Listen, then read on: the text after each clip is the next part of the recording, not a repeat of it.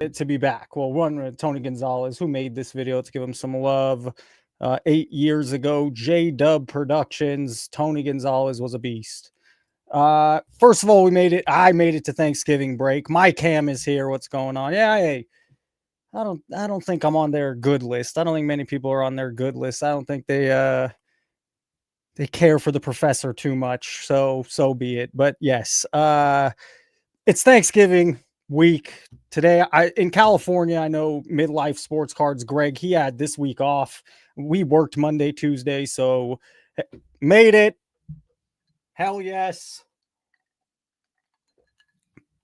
Frank is back in the chat. Penny Sleeve, Steve, welcome. Hey now. Snipe. I mean, I have a lot. I don't even, Dan, Vintage Baseball is going to call it 5:30, 5:45. I think it's 5:30. Come on, mommy. I have a lot, so I might not get through it all. If not, hey, there's more for tomorrow or after the call, but that'll be a good call. Not Sports Cards is supposed to join that conversation at some point. We'll do the Griffey watch. Teaser, it moved. It jumped by $700. Did it go up or did it go down? Voicemails, it's all... There's only more and more things I see that make me just, oh, bro, people are in for a terrible awakening. So we made it to Thanksgiving. Happy Thanksgiving. Here we go. I'll be back tomorrow, and then Thursday's the big day. Football, food, family, friends. Conch City. This happened since I've last been live. Every week has been just big. We normally don't get big stories in sports cards. The last week or so, it's been nothing but just huge stories. It's all a little exhausting. I mean, it's just, by the way, last night, someone messaged me when he had about 101 items on eBay. Here's 367, followed by 404, 689 items up on eBay, 1,100 last night. And today we're up to over 2,200 items listed back on Probstein or listed back on eBay. And they did that quick. Everyone's question, man, isn't eBay feel a certain way about that? Is eBay feeling a way about that? How they made that jump fast. They made that choice. I mean, I haven't given it a ton of thought because I wanted to do it here right now. It's like, dang, they made that move real quick. So much and people have like, oh, he came out and said something. He hasn't said shit. He has not said anything. He said we're moving cards back to eBay. I mean, he did come out and say some other stuff. They're like, oh yeah, the back end leaks are true. Some of this, yeah, those were our accounts. They were test accounts, or I don't even remember if he said that. I don't remember. What was his reason? We'll listen to it. I forget his exact reasoning. I don't remember if it was test. It was worse than that. I mean, just what an excuse. So it's exhausting covering all this news. Rick Probstein returning to eBay after failed attempt to start own platform. Within a few days, he made this choice. Shut it down. You spent all that time, money, effort. Shut it down. Something's up. I mean, something is up. And I want to go back into this. I don't want to glaze over. I want to give the news about 15, 20 minutes. Not this, other news as well. But Collect, Probstein told Collect in a statement. So Collect is coming off, and the way it seems is Collect gathered this news. Probstein auction confirms our return to eBay as a part of this transition. And then over on Jeff's Instagram, Probstein auction just released the following statement to us. And it's the same thing that Collect has, at least in quotes. Probstein auction confirms our return to eBay. As a part of this transition, it's the same. Did he give this quote to Collect, to Jeff, or to somebody else? And it wouldn't even be to Jeff. It would be to somebody in his company here, Sports Card Investor. But this is exactly word for word. And the Sports Card Investor's taking...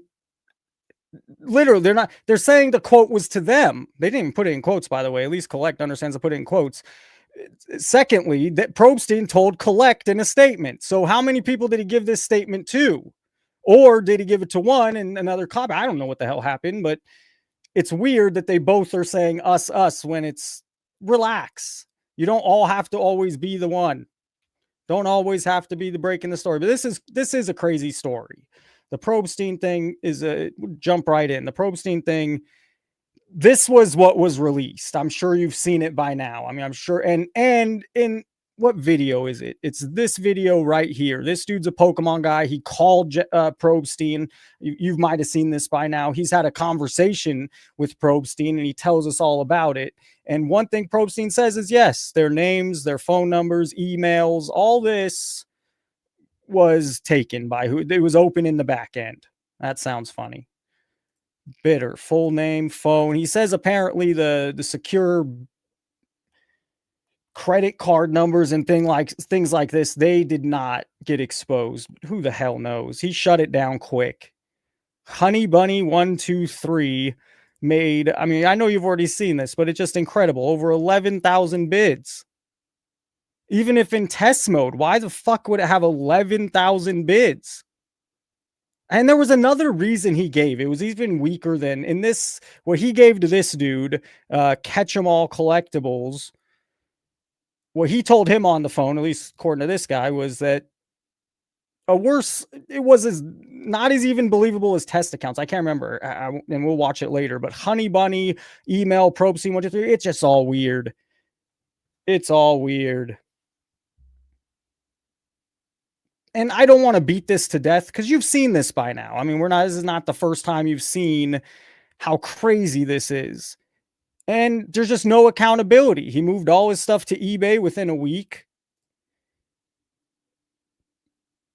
He hasn't talked about it.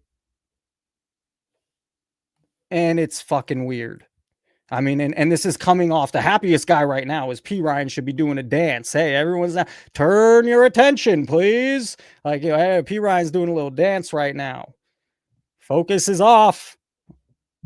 And everybody's talking about Probstein. What else? I mean, I do have other things. Here.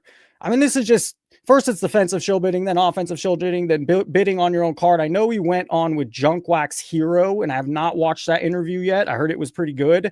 Junkwax Hero asked good questions. Beckett kind of took it. What else is he going to do? But bidding on your own card. I mean, yes, it's wrong, and maybe it's not illegal, but it is wrong. I think most of us feel that way. I think you're in the majority, maybe at this point, it's the I was going to say silent majority. At this point, it's also not the silent majority. I mean, people have said weird things about Shilling if you want to go back 4 or 5 years. So I don't know. I mean, I know as much as you do. This is all just opinion, guilty or innocent. I have no clue. Beckett sure talked a game like, yeah, he's done some fishy things with cards. Jeff still makes me weird about it because if you're innocent about something, you come out. You say, I mean, you don't say, you come out and you show I'm innocent. Here, boom, look. That's what that's how I feel. And maybe again, there is the line of thought in that, hey, I never did anything wrong. I'm not going to even play with this idea. But I mean, Teapot clearly took it a different way. Teapot had a different angle to go, and Teapot's, overall the more respected of the two in a lot of circles. Probstein, come on. Are we all that stupid? Come on. He's not even denying it. He's not even denying what's on.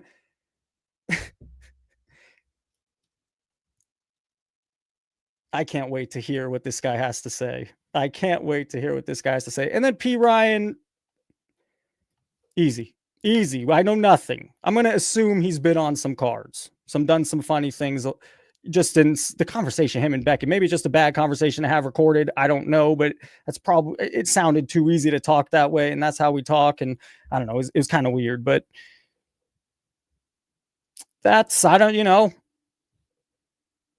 Probstein. I mean, this is pretty bad.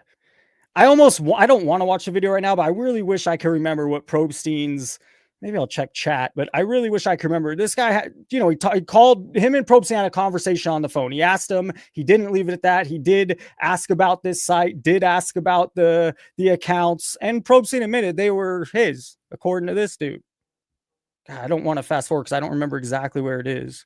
One thing that he did say, and again, I'm not a tech guy whatsoever, so it's like, I can't verify this. I've not vetted this information. This is it's not necessarily speculation, but it's statement of, it was framed as a statement of fact by somebody who, like, I don't know if he's qualified to say, but Rick said payment information was not leaked. He said anything you registered to the site with, name, date of birth, addresses, things like that, those were all compromised. And I don't think I've ever made a standalone video on this, but maybe I should. It's kind of a weird topic. Well, I guess there's a givey. Call, leave a good voicemail, and the winner gets the Aaron Judge auto that fucking Geo hit on the channel. Thank you, Geo. But that's the only givey. And I probably won't. If it's Reef, give Reef, you know, that's Reef's shtick. I don't know. No givey, just the judge. He says the stripe thing. I wanna remember what he said about those. I called myself first name Catch 'em All, second name being out there, because as sad as it is, like, you should be able to rely on people. You should be able to rely on companies. But I was having this conversation at New Jersey Collecticon this weekend. I was one of 147 million people that had, like, most of my information breached. Equifax or Experian or who. Big fail. So this was it's such a big fail on so many different levels. What a big fail.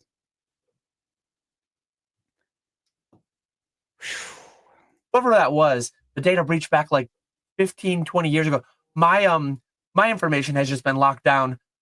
I think it was 2016. This was in a phone call. This was like, I didn't record the phone call, but yeah, opinions, thoughts, whatever needs to be said. But that video aged like milk. I am not proud of that video. I from basically. How does Dustin feel? This guy feels not proud about giving it a little love, telling people, hey, go sign up with Snype. How's Dustin feeling? I mean, it's not, by the way, no, I mean, how could he know? But this is, nobody knows that. Nobody knows. Nobody knows. We'll give airtime, make anybody look good or any company look good. Nobody knows. Good. Hey, it's all, when it all falls down, that's the forum post that I linked in the description below. It's some kind of a, again, you kind of need to, like, see that article, pause, go through that a little bit.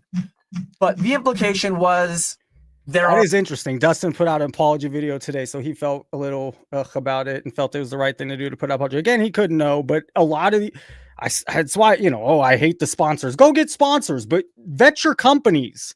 Really believe in I mean, that's just all, vet the companies. Because, and same thing with, if you're going to have someone on, make them look good, it's Probstein. How could, there's been people on both sides. There's been curiosities, wonders for a long time. There's also been, hey, he runs a good business on eBay and sells the most and gets the most consignment money, which is kind of odd now that all this has come out. Are a lot of accounts registered under names and email addresses and physical addresses that seem to tie to people involved with and or near adjacent to Rick himself and other people in the hobby that have, what I'll say, questionable past. So he's talking about the different links that, or what do you want to call it? The different screenshots, or however, the different accounts that were the skeptical accounts created by certain people. And he's going to get into what Probstein said about that right here. I won't go any further than that. Just literally go check out. It's frustrating too. Like, I'm not primary information. We have supercomputers in our pocket, bro, they don't want, and people just that. Anyways, core claims Snype supposedly exposed an internal database endpoint to the open web with no authentication. According to the post, this allowed access to full bidder and consignor information for any auction, names, emails, phone numbers, addresses, birthdays, payment method data, Stripe objects. I don't know what Stripe objects is. So this is what Rick said on the phone. Rick said that, like, Stripe is a secure platform. He said that payment information that you had on the website was handled through Stripe. I use Google Pay personally. I'm a big fan of, like, I hate debit cards because debit cards tie to your money. I love credit cards because they tie to someone else's money. If and when someone he's a little preachy. Fraudulently uses a credit card. Not bad advice. Just get to the fucking, come on, bro. Your digits into it. It's just, if they go down, you go down directly there. But if you give your information to PayPal, who then PayPal, I believe it's encrypted when it travels through there, on this. like random website, snype.com.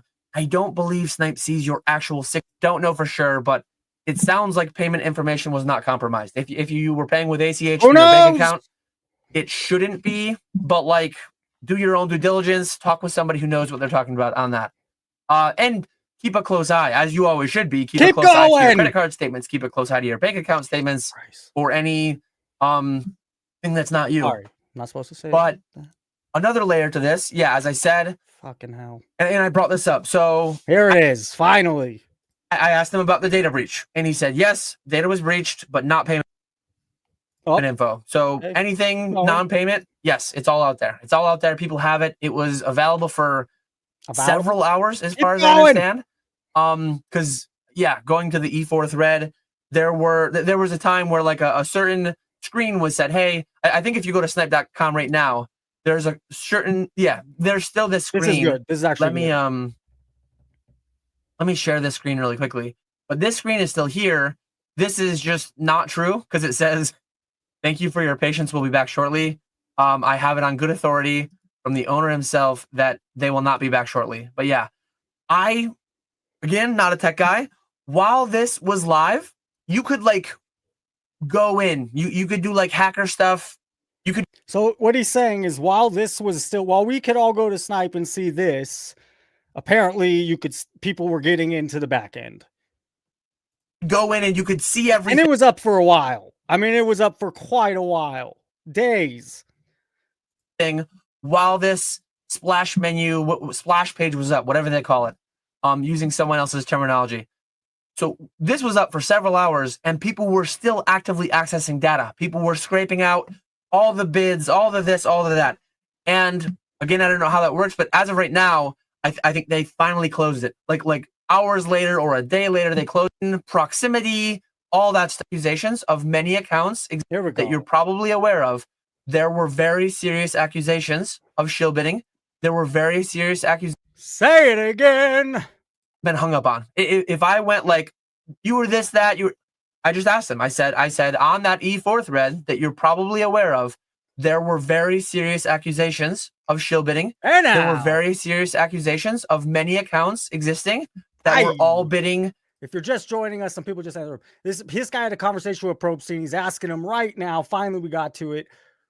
Is that real? Were those your accounts? Were those accounts there? Were they bidding on that stuff? And teaser, he does not deny it. In concerning ways is basically what I said. And he didn't hang up on me. He addressed it. And I am not satisfied with the answer. I don't really believe the answer, but an answer was given, and I'm gonna forward it to you. It was something along the lines of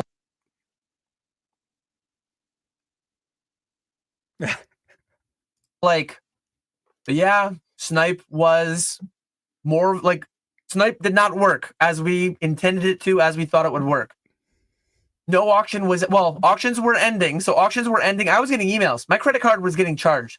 That one night, that Monday night, while the site was down, auctions were ending in the back end. I was winning. I have, to be fair, I have been refunded for every single one.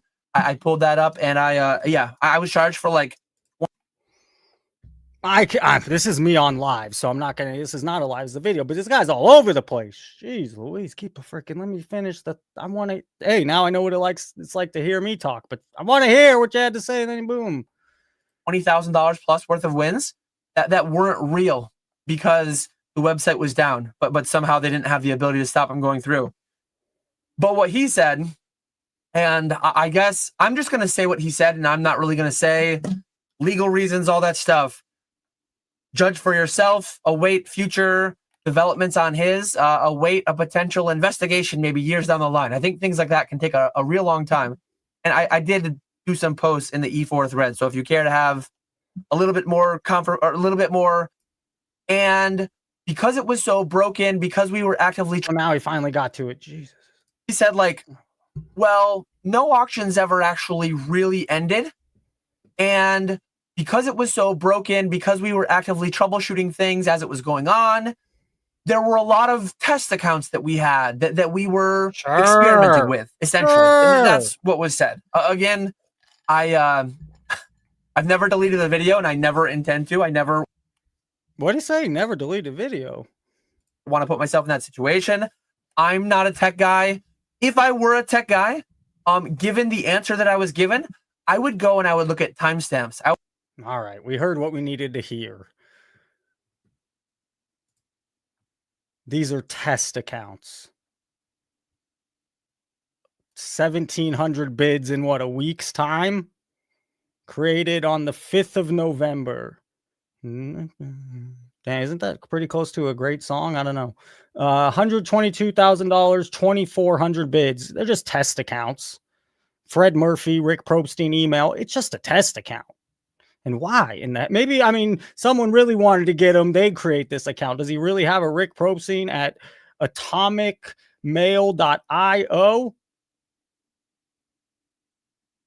Fred at Gmail's the industry reference. It's fucking weird, man. It's weird. What time is it? It's 5:21. I think Dan Vintage Baseball chime in on all this. How could we not? Let's, hey, give me a minute here, okay? Just give me a minute. We did 20 minutes on this, 23 minutes on Snipe. The last 20 years for the Raiders. Art Shell, 2-14. I'm out. You could look at it yourself. Then look at this. Geno Smith flipping off the fans at home. Pete Carroll's 2-9. We fired Chip Kelly. Thank the Lord. It's not going to help a ton. Geno's still the quarterback. Chip Kelly was not doing anybody, including Ashton Genty, who was going to get ridiculously hurt. He decides not to use him for 12, 15 plays. Then all of a sudden he does. He gives him the ball. Oh, shit, I forgot what he could do. Let's give it to him 7 more times in a row. So I am glad Chip Kelly's gone. Look at this ridiculous thing. $8 million still owed to Pierce. $10 million a year to McDowell. $10 million to Gruden. $16 million a year to Carroll. Chip Kelly, $6 million a year. Now, Pete Carroll's not fired yet, but who the hell, that's crazy. Anyways, that's my Raider rants. I'll talk about this later. I don't want to get into that right now. Let's see what else I have real quick. Collects fucking thing. Probstein.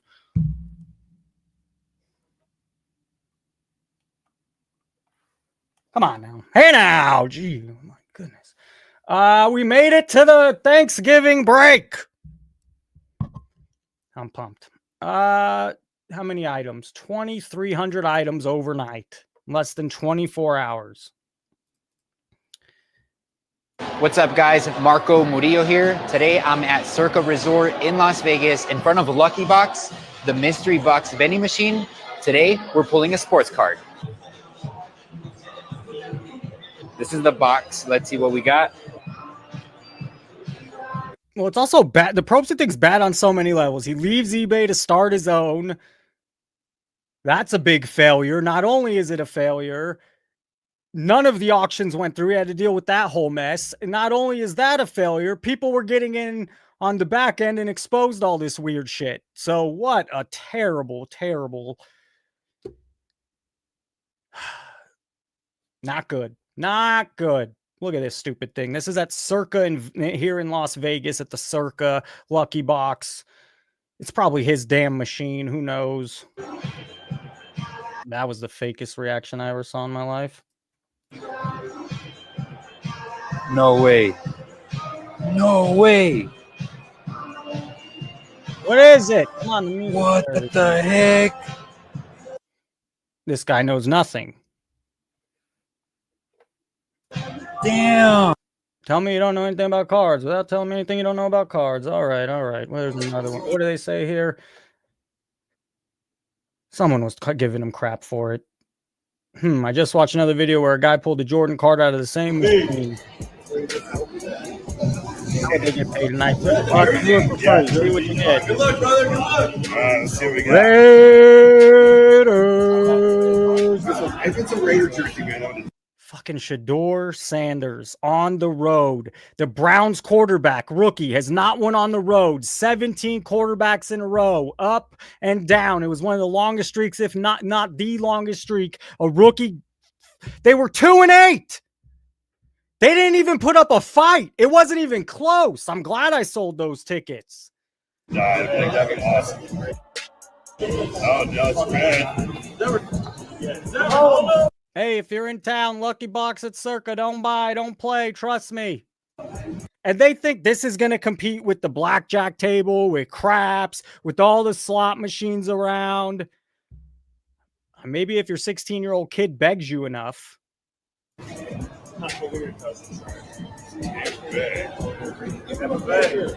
Stupid.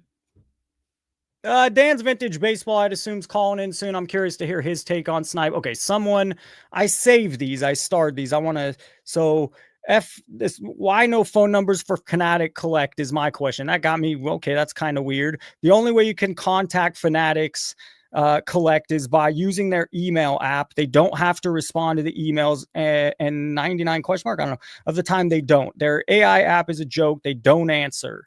Here he says they lost 8 high-end vintage cards from the PWCC vault.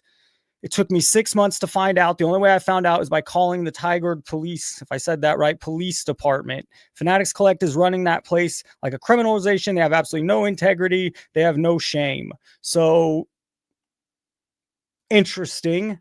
And so I went to it, and he's right. There's an email and there's a live chat, and I don't know how you feel about it. I'm going to assume you feel the exact way I do. I want to fucking talk to a human. I know that's so 10 years ago, so 5 years ago. I want to talk to a human when I call somewhere. So it's not, forget Fanatics Collect, it just shows you how shitty it is. But think about that. You have an issue and you can't even get a human on the phone? Do you know how frustrating that is? I know you do. I know you do. It gives me anxiety just to have to call anybody at this point. And you know, if I get a good representative, I thank the shit out of them, because you know how many times you get someone where I'm just, nah, dude, this isn't worth my time. I hang up. I get to someone, oh, this is such BS. They don't have a clue. This isn't it. I'm going to call back later and hopefully get someone that does have a clue. And some at 50% of the time, you don't even get a human. And here on Fanatics Collect, nope. No human. Why? So I agree with this guy. Good comments. Oh, hey now, why did it go here? I wanted it to be on Fanatics Collect. Because this is another issue I have. Just dirty, and they have the money to hire this son of a gun. 39 minutes. Everything is just, it's like, you know, the Rolex, as if Rolex or a jewelry store or as whoever it is. I'm just going to look at all the lotto. Look at all this. Look at all this great stuff my company does. How lucky you could get. Let's not show how much people lose. Let's not show the danger, the addiction, the gambling. But let's just pump this company. It's ours. And it's just all over the place. Kobe and Shaq 1-1. I mean, at this point, cool. It is insane. It is cool. I'm fucking over it. How many nights? I'm over it. And they're 2 of my favorite players of all time. Shoving it down our throat. And this is another reason it's all going to crash. I need $30,000 to $216,000. Use your head. In my head. Use your fucking head. This is not how things work. I don't care the rare. I don't care the people coming in. That's even a cool ass card that is super rare. And that is a very unique and different type of promo card for Pikachu or Pokemon. But things just don't go up 9x, 8x out of nowhere. 7x, fine, out of nowhere. Stupidest thing. That's all they do. Who the fuck cares? Who cares at this point? We got Dan. Dan, we're going to have to talk some snipe. It's just too big of a story. I'm very interested on your take. Plus, I get to meet Dan's Vintage Baseball. So let's get Dan out in here. Hey, Dan, thank you for coming on. Nice to meet you. Nice to finally meet you face to face. You feeling healthy? Feeling good? I'm feeling pretty good right now. It's funny because you get a little scare and suddenly you become like the healthiest guy around, eating vegetables and grilled meat and stuff like that. So anyway, sound good. Yeah, good to hear. Good to hear. Yeah. So can you believe all this snipe shit? People need to break it down into 2 things. Okay. The first part is very clearly like the worst thing you could do in a website situation, which is to allow yourself, your data to be breached, have all the customers' data to be breached, and do nothing about it. I mean, I don't know the law that well when it comes to what your obligations are, but every time data gets breached in any website I'm a part of, I get an email like the next day. Yeah, so that's I don't right. know if people send emails out or whatever, but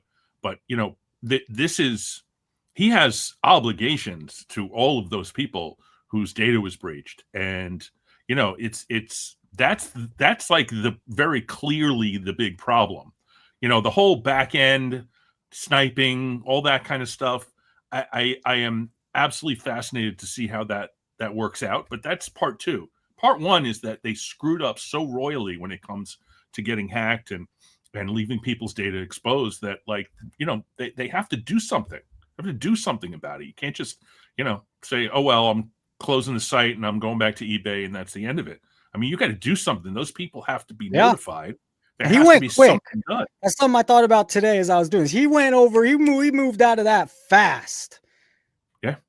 Yeah. That's interesting. I want, the mommy says Dan's been, I'm going to say something about this, taking little shots. He knows better. And by the way, not even he knows better. It says Dan, not Dan, this one, Dan, the card man. If he's not smart enough to realize who the good ones are and who the ones are to go after, if he's worried about views that much, he's going to, take down the honest, good ones. I don't know what the fuck's his problem then. Honestly, if he's not smart enough to realize the shit from the good, sorry, Dan. The other Dan, not this one. My bad. The Dan, the card man. I've watched him for years. I genuinely like the guy. I don't know what the beef is, but he does good work. I would hope that you and he could work together rather than have, I agree with that. By the way, I agree. Okay, so you said you break it down into two sections. One, I think, was data breach.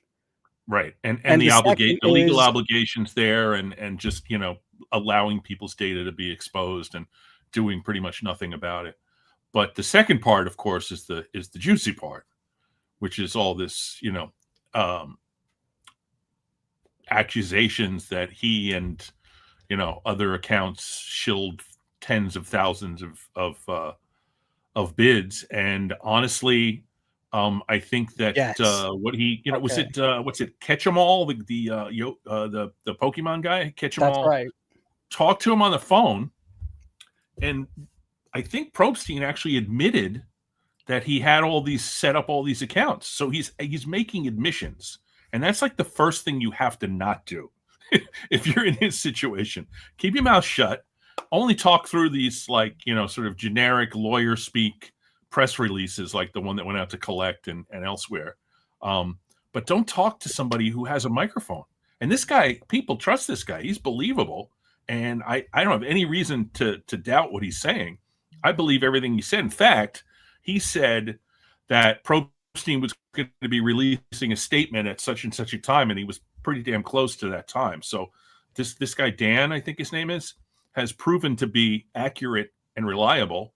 And so I believe the conversation he had with Probstein. Of course, Probstein denied all the shilling and stuff, but admitting that he was behind all these accounts corroborates I was shocked. A lot That's of news. That that's news.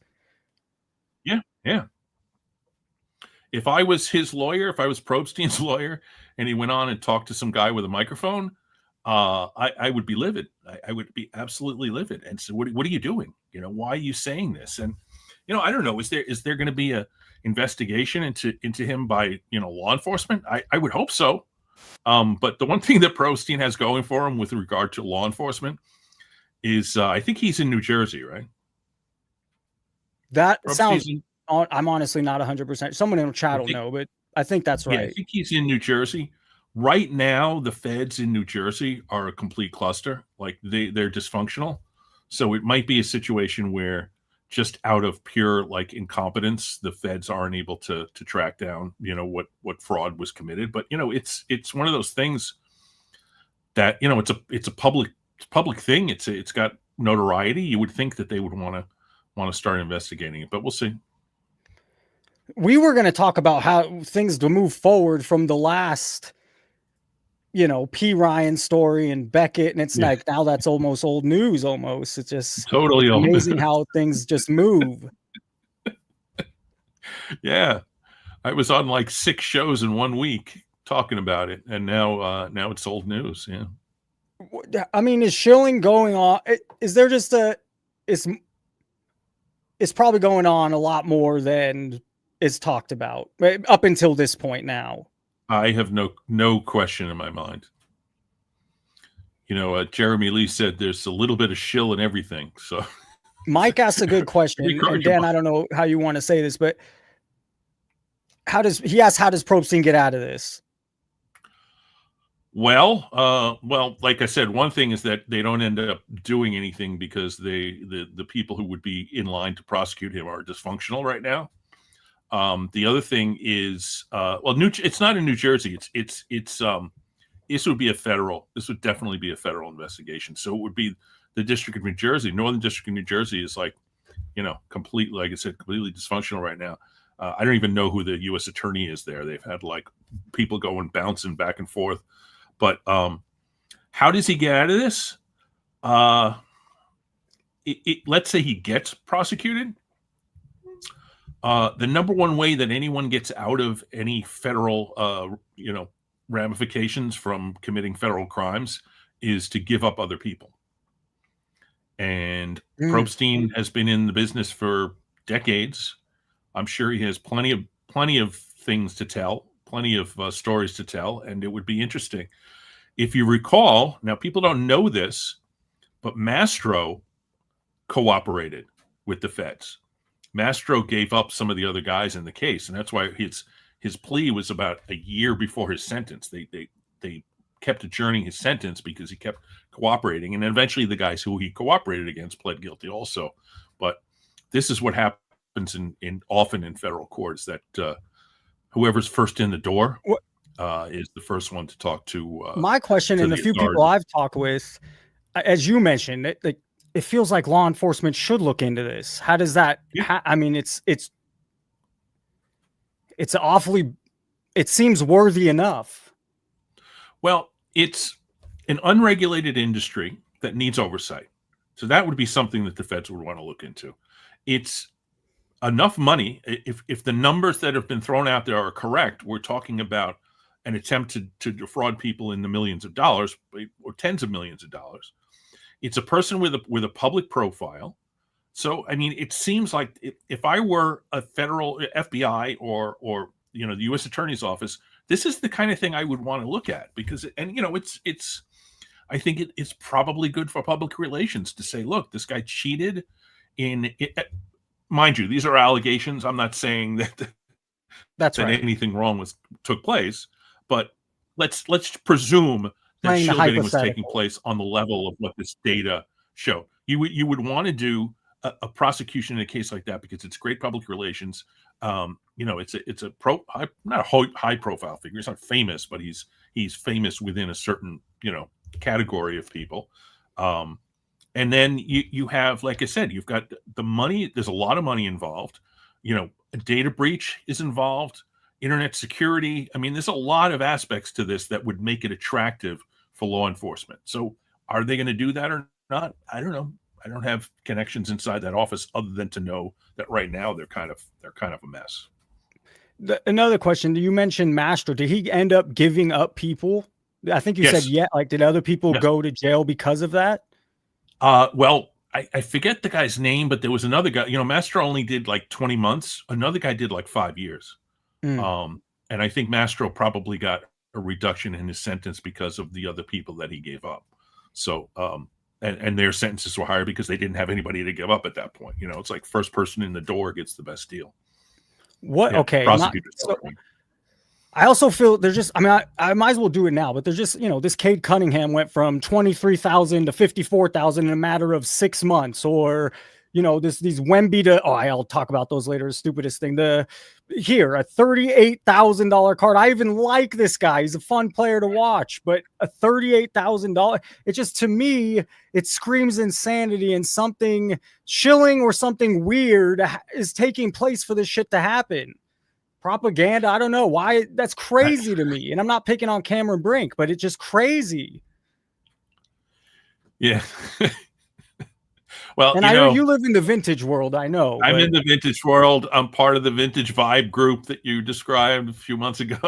So I don't know much about any of this stuff, to be honest with you. I mean, look at this. And Messi's great, and it's kaboom. It's 2017. He did nothing in this time frame from what, June this year to now. The card went from 6,700 to 43,000. It's crazy, Dan. It just, So you don't Yeah. see jumps like this insane on vintage cards? I guess some of the higher, ones we see, but is it normally more of a You do sometimes, but not this many. I could count on my hand the number of times this happens in the vintage world, and you're just pulling up one after another after another.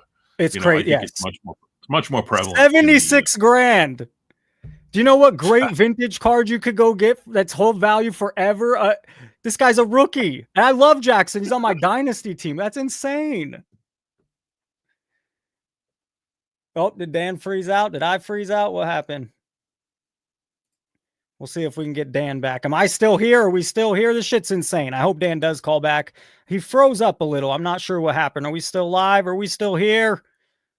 This stuff's crazy. I mean, he's just laughing at it coming from the vintage world. Mamma mia! No doubt. I have more. Here's the Drake May. I wanted to put the, the vintage card next to it. Go buy the Dr. J. Go buy yourself a Jim Brown. Buy yourself a Willie Mays for 84 grand. The Willie Mays is a better purchase. Oh, he's the next Brady. They're 9-2. Stupid money. Up, Dan's back. Dan, for 84 grand, what can you get in the vintage world for 84,000? What amazing vintage card could you put your money to rather than the Drake May? Well, for 84 grand, I think you could probably get like a PSA 3, PSA 4 of Mantle, the 52 Mantle.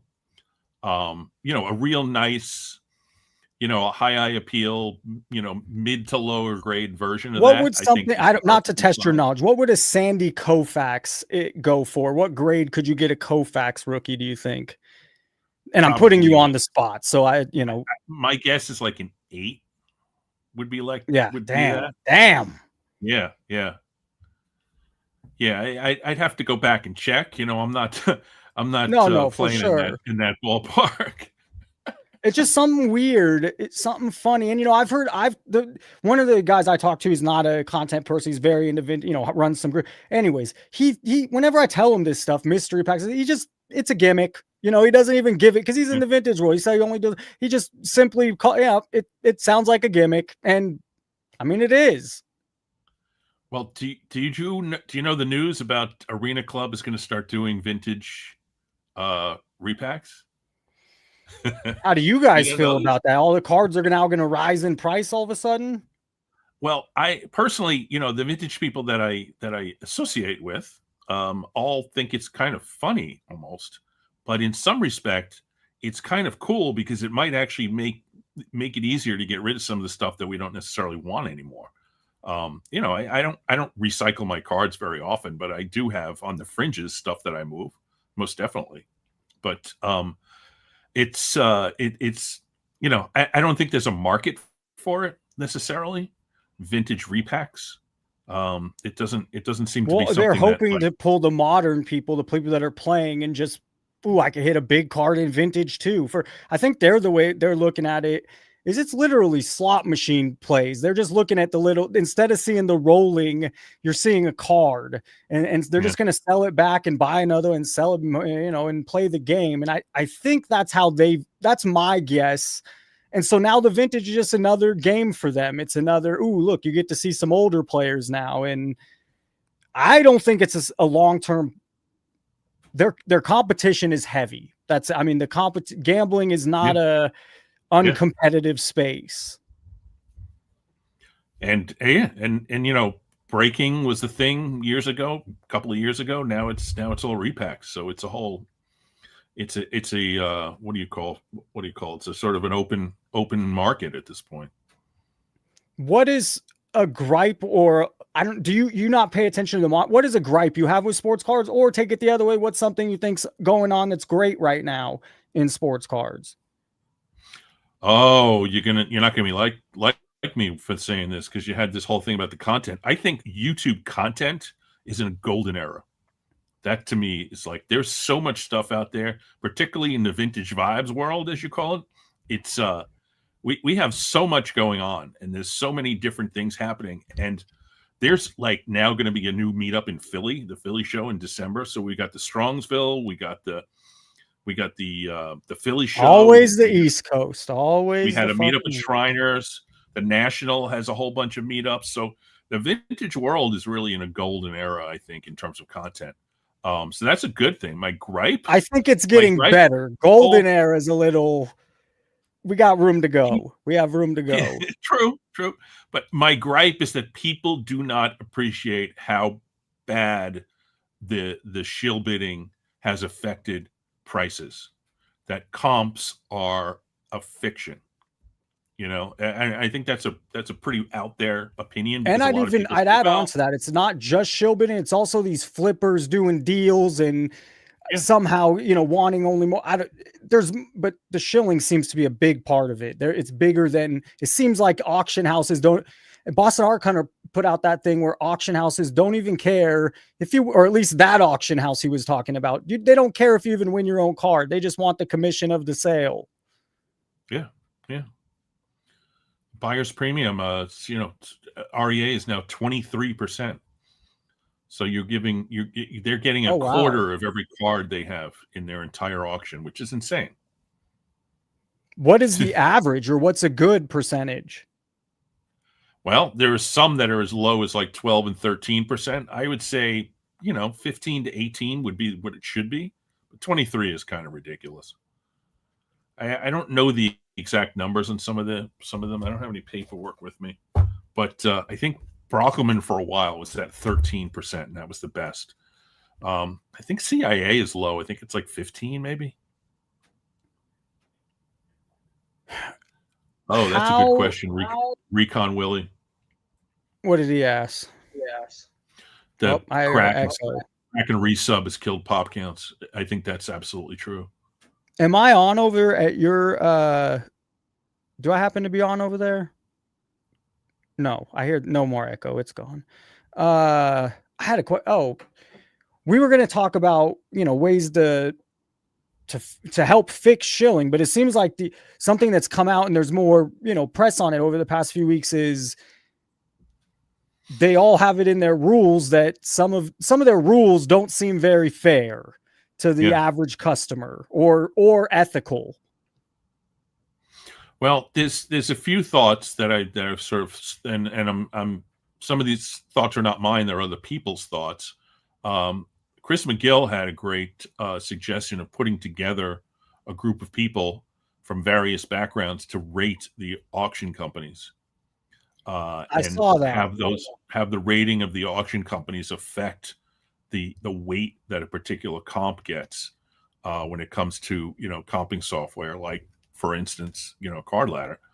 The other thing is, and it's just like world advice, like life advice. My thing was just don't get into bidding wars.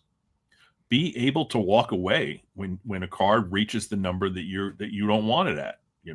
And I'm guilty of this just as much as anyone else. I got cards in my collection that I got into bidding wars on, and some of them the pricing has never reached what I paid for, and some of them have. So it depends. And the part that one of the parts about like a card like this that doesn't really get talked about is, at what point do you stop the bidding war? Why would it go from 6,700 to 43,000? Wouldn't someone okay, this comp is 6,700. Why are we bumping?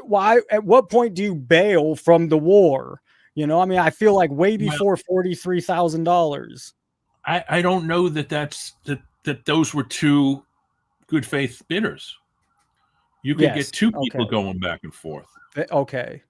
Yeah, and or you could get like the mega bid, the attempt to create an artificial comp, which is probably what this probably is. Either one or two of those things, or a combination of them, is basically like you got somebody with a vested interest in having a particularly high comp, and a lot of the time these comps are somebody's got how many cards is that, like a 1 out of 10 or a kaboom? Like it's a 10. Let's call it. There's 10 of them. Maybe there's 50. Maybe there's 7. So the guy who owns, let's say, 4 of them, it's like that's right. You bump that up to 40 grand. You're suddenly making you're making $250,000. I mean, it's I did an interview that popped today was with Al from Love of the Game Auctions, and he said it, and it is wise. Any hobby where there's money involved and large amounts of money, bad actors are going to exist. Yes. And anytime you see something out of the ordinary like that, you have to assume that bad actors are involved in And it. I want to add on to that too, because sports cards, it's confusing. There's a lot of people getting in, getting out. It's very easy to be manipulated, as you see with the back end of possibly what they did on Snipe. So it's really easy to manipulate things as well in sports cards. Well, look at Mike Petty's comment about the home run derby cards. They're pretty rare cards. And he allowed himself to get shill bid up because they're rare cards. And that happens to us in vintage land, is that you've got a card with 10, 15 known examples. And how did he know he was shill bid? Because the cards that he lost on ended up back on eBay. And it was through Probstein, right? No. No, it was. I don't know who it was. Maybe it was Probstein. I don't know. Hey, that's a whole nother if it was. Petty, was it Probstein? And then Petty, Colin, who else? Not sports cards. Join the conversation. We'll talk with us three with Dan, or two of us with Dan. But so he got. And did he end up winning the home run card, the one he wanted? He won 2 of them, and then I think he lost in like 8 of them, and all 8 of the ones that he lost in were back in eBay in like a week. He could tell the story better than I can. But then, he got lucky. He went out, not lucky, but he went out and bought like a big lot of them, and replaced some cards and upgraded. So he kind of, in the end, won because he won 2. And Mike says it was Probstein. It was Probstein. Damn. Yeah.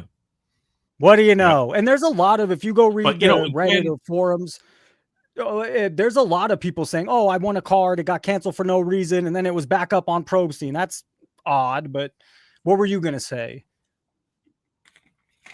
Probstein's drinking the water. My bad.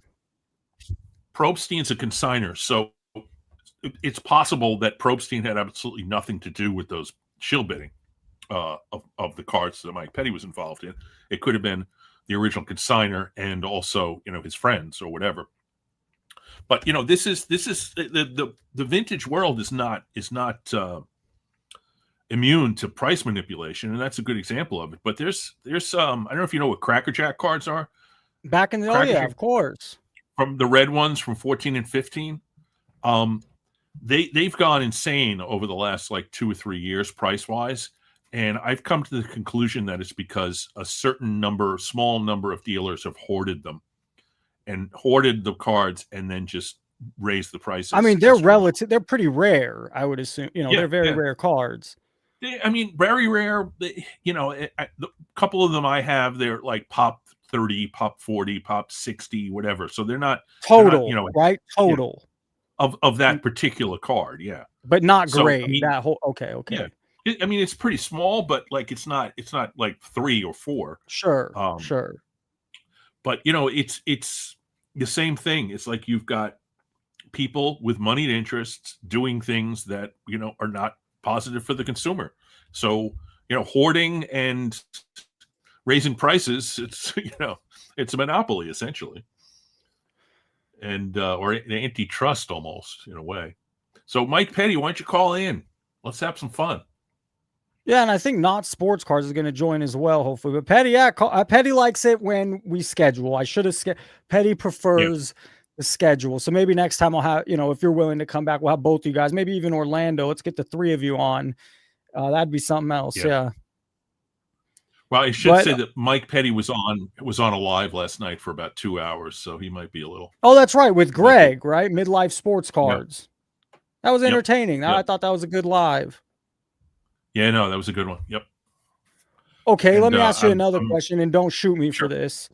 What does your content revolve around? What are you making content on, or are you just on Instagram? Well, I have 2 different ways that I do content. One is my own channel, which tends to be informational, almost like documentary-like, bringing on other collectors, going through cards, games, teams, years, very, very baseball history oriented. But, I do the card show videos and I do some, like SGC reveals, that kind of stuff. But I'm also a member of For Collectors, and For Collectors, we do the Sunday night live stream, which I do every 5 weeks. I'm doing Hobby Hotline now, hosting that. I'm hosting it next weekend. And then, we do various things on the weeks. Like I did an interview with Love of the Game auctions that just popped today. So, I mean, that's basically my content. It's 2 different types. My own channel, which is very sort of wonky and informational, and then For Collectors, which tends to be a little more entertaining. Dan, this is Mike from Not Sports Cards, and he's always got opinions. So, Mike, where do you want to go with this? Where's your mind at? Well, I mean, I can lead into thanks for having me, Jason. Thanks for calling. No, for sure. Nice How you doing, nice Mike? to see you, Dan. I'm doing wonderful. I've actually been writing some notes because I like to try. Hey, now. All right. Here we go. I mean, we can go back into the Shilling thing. I think Dan and I probably come into the same world of like, this is going to happen. It happens. There are small things we should do to make it make sense. Like the idea of rating the auction houses and weighing them in the card ladders of the world. Those are the best that we can do. I know I'm skeptical. At what point does that become? That's awfully easy to be corrupt as well. I'm just skeptical at that. Who's going to police the police is always a problem. Like who is policing card ladder? Who is, is there some $8 an hour employee who is going to, manipulate the data and they get to approve it? So on some level, we have to accept it. And like Dan said, hey, don't get into a bidding war. That's the idea of this. Shilling is meant to make emotional things happen. If you have a price you're willing to pay, you're willing to pay. The only thing I want to mention about Probstein, and I sent you a DM about this last week, and it turns out I was probably a little bit wrong. But when people look at the data, the one thing they might want to take into account is that this was a new platform, and they had to do a ton of testing. And I'm not defending them. I'm just saying that much testing on real. I mean, that's fair. I thought you were fair in that. That much testing. Well, I'm telling you, to be honest, is that I've actually built systems myself, not for this, but like I'd spent a lot of time in travel. Well, 11,000 bids in 2 weeks. You would do infinite. If the test ones were in there, you're doing it for as long as it's live. I'm not saying that's what happened. I'm saying that it would have been by the way, if that were the case, it would have been an easy thing for him to say. It's like, hey, we were testing. You're looking at test data, and you're just lumping everything together. You said it before he did. Let's make that like you DM me a week ago, or not a few days ago when the story came out. Hey, be careful, go because maybe it was test. So you did say that before he ever did, but it seems like a bunch of bull. I'm just telling you that I've been in the situation of building platforms like this for different industries, and you do a lot of testing. And if somebody looked at the test data, they'd be like, why does 123 at AOL.com have 900 reservations? And it just again, I'm not. Well, one has 11,000, other one has 3,000, other one's connected to a guy that's kind of supposed to be shady in the card world. So there's more questions than just testing, I guess. That was just, I think that people just immediately come running out with their pitchforks. And I think that, as they should. I mean, come on. This is Rick Probstein. Like, that's right. Yeah, but there should be pitchforks for like letting the data out. I mean, like the data being compromised is a thing that is really serious. And so they screwed up on at least one level. Yeah, 2 different issues, right? There's a different issue between having your data be public and then versus Shill.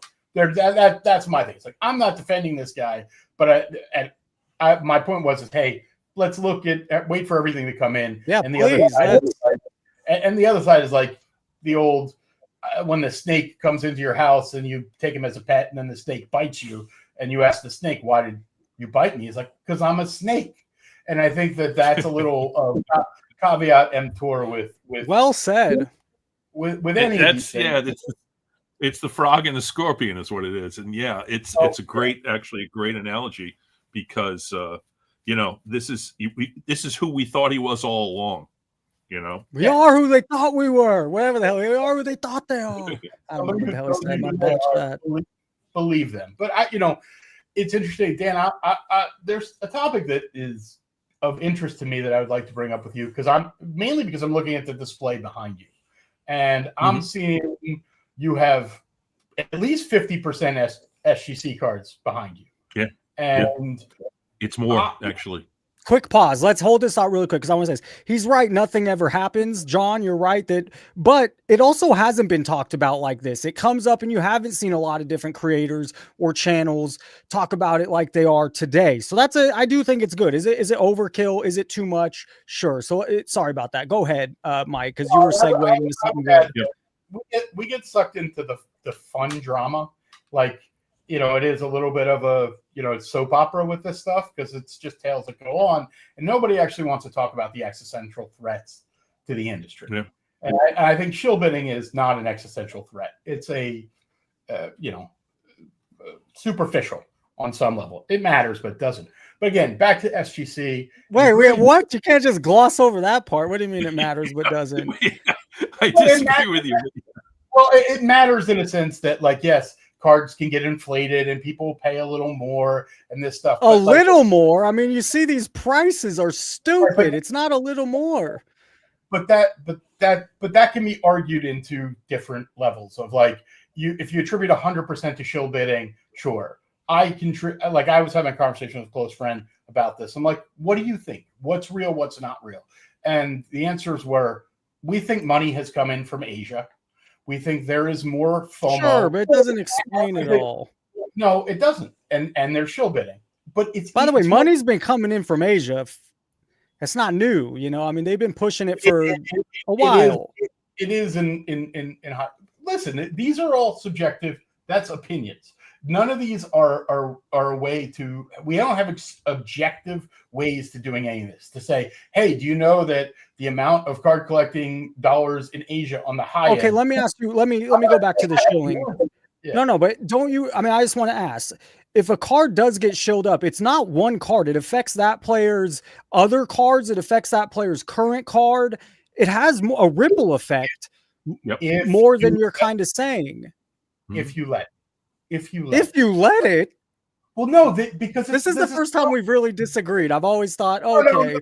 No, I'm not. I agree with you, but, like, the comp on a card is it's an opinion. It's just like a grade. It's like you're saying, but it's what people go off. It's not kind of in the way Pokemon and sports cards. It's not just opinion. It's what's used at creating the next sale. Yeah. It is, and it isn't. And Dan, I don't know what you collect. No. I'm being honest. Like, how is it not? What do you mean it isn't? I don't understand that part. Like, in the cards that I collect and know well, there are things where I'll be like, oh, I saw this sell, and especially vintage. I'm like, that 7 was not a good looking 7. It was off center. It had this. It had that. Things are not equivalent. Okay, I want to say that the modern sports cards might be different than the cards we were looking at the other day. Modern sports cards is getting propped up. It has way more propaganda behind it, has way more money behind it than some of the not sports card stuff.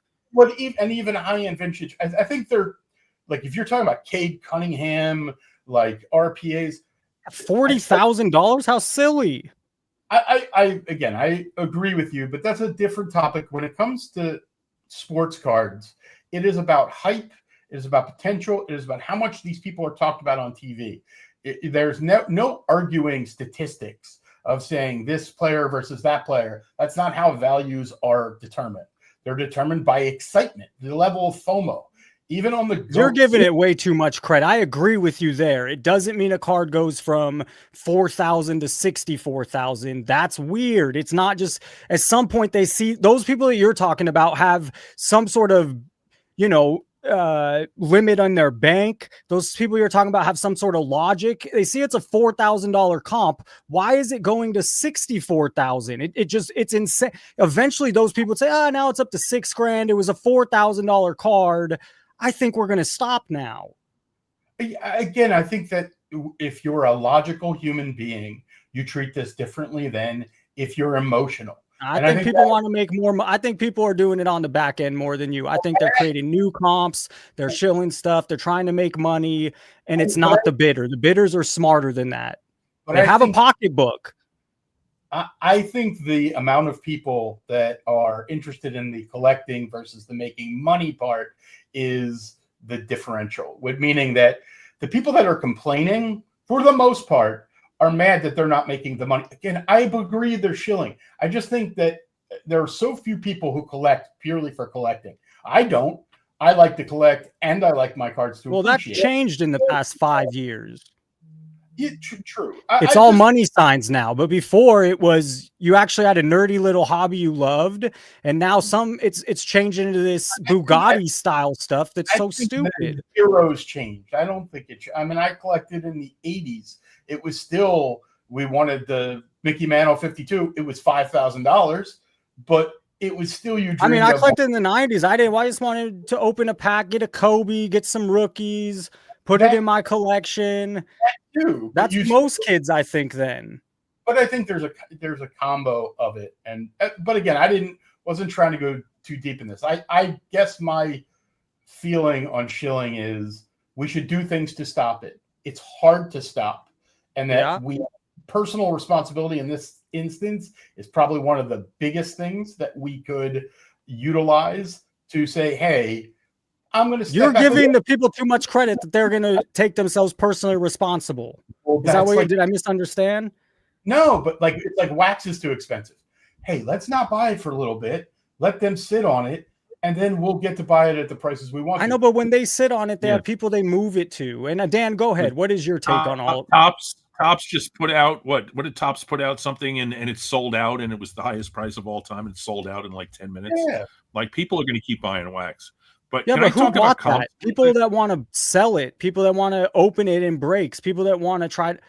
They're not buying it to rip it; they're buying it to profit. But go ahead, Dan. I think you want to go back to something we were saying. Yeah, when I talk about comps, because Mike was talking about comps not being like in the vintage world, comps are king, and this is a problem for us because now I don't trust the comps.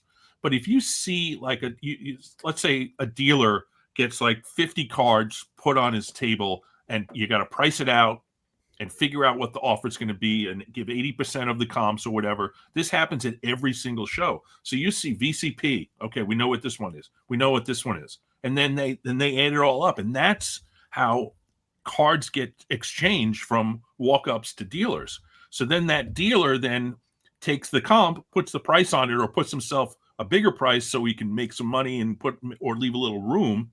That's the way it works at vintage shows. So comps being unreliable is really a problem for me because I don't even know what it's worth. And it's like one of my friends used to say that, when we're buying vintage at shows, a lot of times we're not looking to buy comps. We're looking for the mistakes.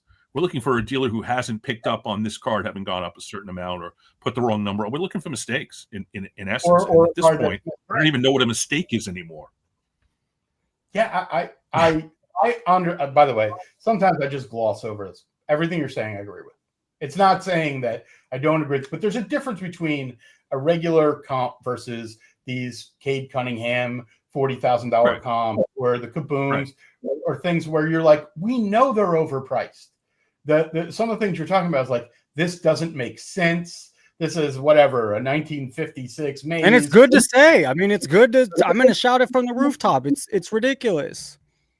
Well, what I really wanted to talk about more was grading, but I'm happy to continue talking about. I'm happy to talk about it. You asked about the SGC, and we never finished the conversation. But yeah, I mean, I think the research I was doing just on the idea of like, I think the level of incompetence of PSA is an existential threat to the hobby. When we get everybody shouts, it's going to ruin the hobby. That's going to ruin the hobby. This is the thing the hobby was built on this time around. And if you've been around in the 90s, and then it seems like before that, we didn't use to grade cards. It was Murray at the end with his magnifying glass, and he would be like, no, it's me. It's me, man. So, but my position, at least when I came back into the hobby and grading was now a thing, was that grading was maybe the best thing that happened. Because back in the old days, you got guys with cards out on the table putting an X or an X mint on it, and it's got a crease, and they just people would not be fair in assessing their own cards, and then the values are higher. So you could, in many ways, the old shysters that used to work at the tables, it was the great equalizer. Now we have an objective decision about what this card should be graded at. But of course, I totally agree with you, Mike, that right now PSA and their incompetence is an existential problem for the hobby. I totally agree with that. But it used to be that grading was a good thing. Well, I think that's like most good things, they get bastardized, right? Like that's essentially. I agree. PSA decided the past year, all these other people were making a lot of money selling the stuff. Now we need to make sure we're getting our hand in that. And that's where my problem came in. I don't think that's the issue. If you look at PSA, that's my issue. They had graded 30 million cards before 2018. Think about that. And they graded between 2010, 2019, they graded as many cards in that 10-year period as they do in 1 year now. That's one problem. So that's just quality control, moving two things through it. That's an easy one of going, well, they're going to make too many problems. And we have these documented, right? This isn't a and then people just crack it and send it back. And they get more money. Well, I mean, there's that. That's where they missed the label. But there's also like the thing I brought up last time where they're actually slabbing reproductions. And, I mentioned that before. I found something they're making reproductions of in Argentina. Contact Nat Turner. He sends me to one place. I submit it. Their response was so cookie cutter. I wish I could even send it to you because it was like, basically, we take this seriously, but we're not going to talk to you about it. My name is Lucy, and I'm a brand protection customer relations specialist here at PSA. Thank you for bringing this to our attention. Please rest assured that we take these cases very seriously. Our brand protection team will manage this matter internally, ensure it is properly documented and addressed. Someone from our team will reach out if further information is required. So basically, go fuck yourself. And the slabs that I sent them are still certified and for sale on eBay. Does that mean they should move that fast? And that's just one thing, right? That's just one little thing. But I can go on, and I'd like to. But Dan, I would ask you, what is the existential threat as the way you see it? What is the biggest flaw in the way they are? The change in standards. Any old slab is completely unreliable in terms of the grade if you compare it to today's slabs. It's very, very rare that, particularly in vintage, it's very, very rare that you'll find a slab from 15, 20 years ago where the number would hold up again if it was graded now. Orlando. And guys have done this, actually. There was a guy who did this, I don't know, 3 or 4 news cycles ago where he cracked a bunch of stuff that he bought that were 8s. It was all like sort of 50s football.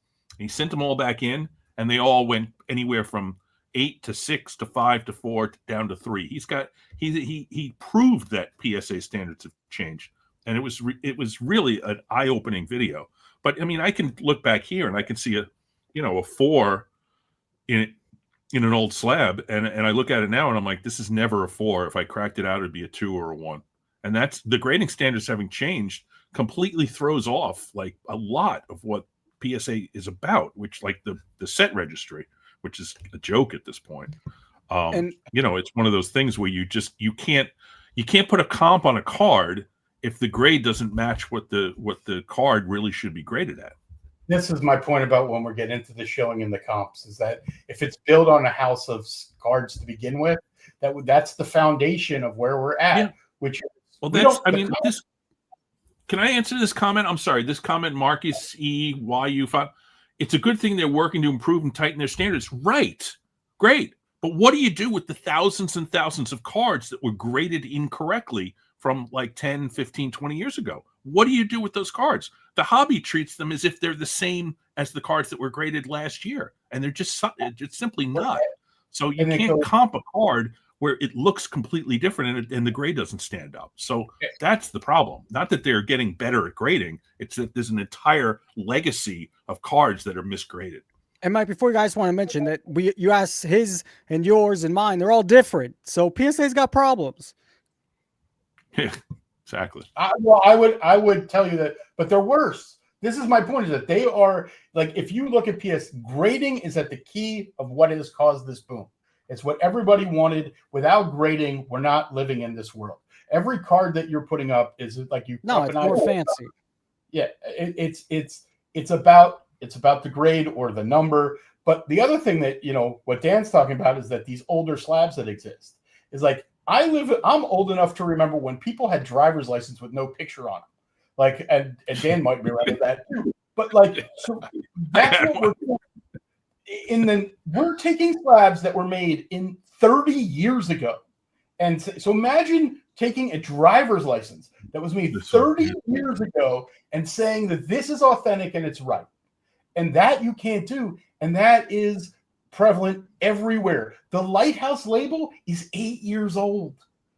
There are 30 million cards out there that don't have real protection on them, or they weren't graded with these standards. It's literally a lurking disaster. And I think that is something that we have to deal with. One of the only ways we can deal with it is people need to start buying cards that are in different slabs. No, like full stop. Like we'll wait for that to happen. Yeah, but this is where only money matters. This is why all the now. I mean, right now it's and maybe it'll always be that way. But PSA clearly has dominance over every single in how much they're grading every day to how much it resells for. They're the place, but no one's even trying to compete. It feels like right now. Well, listen, CGC is trying to compete, but they're trying to compete in the area which is growing, which is TCG. And that's another part of the card hobby that we all want to, push a blind eye. We'll wait for that to fail too. Or maybe it won't. I mean, we are now maybe it will. We are legitimately second-class citizens when it comes to grading and this. We're third. Like, I'm non-sports. I've always been a second-class citizen. But now, if you're a sports grader, you're a second-class citizen.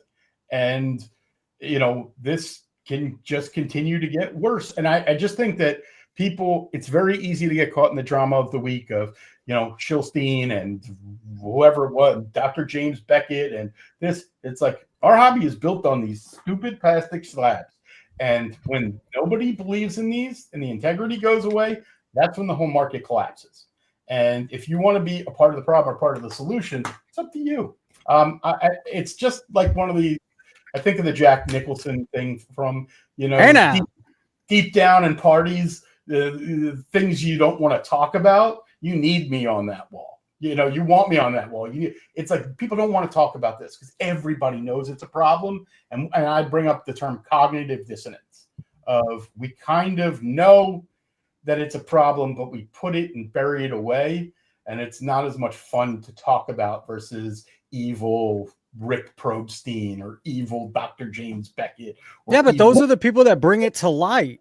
I mean, without that stuff, it doesn't get brought to light. It is a big deal. And up until a couple weeks ago, no one had proof or thought, or you were in La La Land if it wasn't a big deal. So now it is, I do agree that sometimes it's overkill in every video, every channel, it's the same shit topic, but also it is a big deal. I don't that's my point of it's a big deal relative. I think you're in the minority if you don't think it's a big deal. Yeah, I think you're in the minority. But because I'm a logical human being. Because I try to be too. No. I think you're a logical human being. I think you said some terrific things tonight, but this you're wrong about. The Shilling controversy opened up the curtains to what is really a crisis in the hobby, and that's that values are all fake. And if values are all fake, what the hell do we have in our collections? That's my problem. I guess I live in a world. You might be right in a different way than me, is that because I live mostly in non-sports, it's an illiquid market. So I always say that if I auction a card, I get 50% what I get for buy it now. You guys don't live in the world of sports cards. So I guess it's just like I live in that world of I don't believe confidence. But you do have to notice the difference between the demand or the proper or how much something's getting propped up versus your niche. Well, I mean, I still it's a huge difference. Of course, because that it doesn't work, right? Because I can't. Too many sports card shows turn into sports shows where they think that they're like, I'm going to talk about the performance of this quarterback or that pitcher or whatever. It's like, hey, I have ESPN for that. I don't need you and your opinion for that. And it's like, that it becomes a prediction market on how players are going to perform. There are plenty of people that do that. There are magazines and prospecting and all this other shit. Whereas non-sports, it's like, who's a cool character? What's a cool card? And by the way, vintage is still a little bit of the same, because it's not like, hey, this player is suddenly going to take on a new life. It's like you just have to kind of. Can I show a card? Of course. Let's see it. Non-sports, but sort of sports related. I just got this in today. It is a 1-of-1 Gene Hackman auto from wearing his Hoosiers outfit. Hoosiers. Yes. So it is sports related in that it's Hoosiers, but Gene Hackman, of course, is in many movies one of the greatest actors of the 20th century, if not the greatest. And to get an auto of this is a 1-of-1, absolutely amazing. I love this card. And I have like 3 non-sports cards. So it's like, this is one of them now. Non-sports cards are the best to me because everybody loves something. Everybody loves a movie. Everybody loves an actor. They love, they love a TV show. Vintage is the best. Vintage basketball, but everyone's gonna have a different.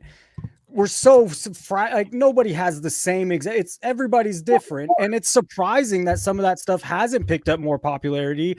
But we've had 2 booms, and it still hasn't picked up a ton of love. We're starting to see it now. Let me pull one other down for you. Yeah, we did see it the Luke Skywalker you showed, or some of these high end, crazy stupid prices.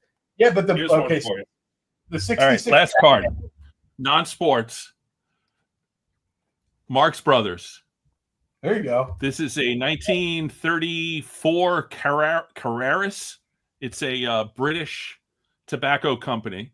And it's the Marx Brothers, and I absolutely adore this. And it's I guess one of my 3 non-sports cards. So, and a 7, and a vintage 7. Right. Yeah.